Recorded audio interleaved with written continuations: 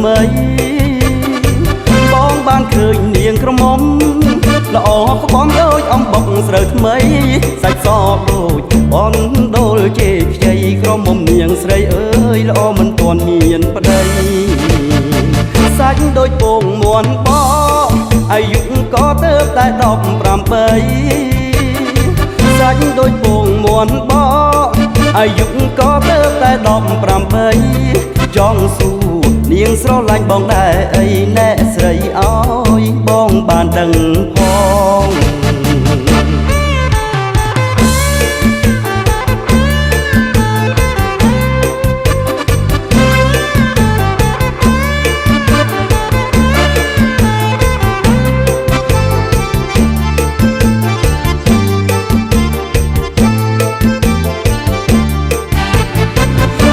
ឃើញនាងក្រមុំស្រីបើបានពីស្រីចិត្តបងរំហើបានឃើញនាងក្រមុំស្រីបើបានពីស្រីចិត្តបងរំហើនាងក៏ស្រួលមិនឲ្យលំបាកយ៉ាក្រឡើយណែឲ្យតែព្រមស្រឡាញ់រូបបងមិននិយាយថាបើប្រុសណាមកសឹកប្រាប់ស្រីស្រីបងមិននិយាយថាបើប្រុសណាមកសម្រាប់ស្រីស្រីគេក៏ចង់សមលឹងនាងបែតដីអ្នកជឿអីចាំ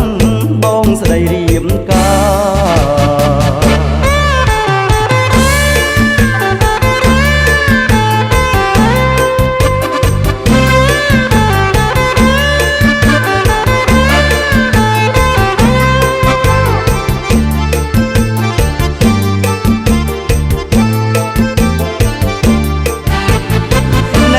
កំឡោះអីលើ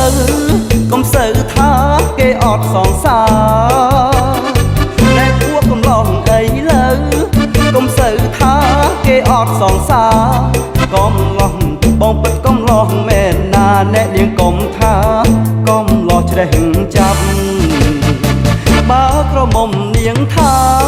មិនព្រមស្នេហ៍បងសុកចិត្តស្លាប់បើក្រមុំនាងថា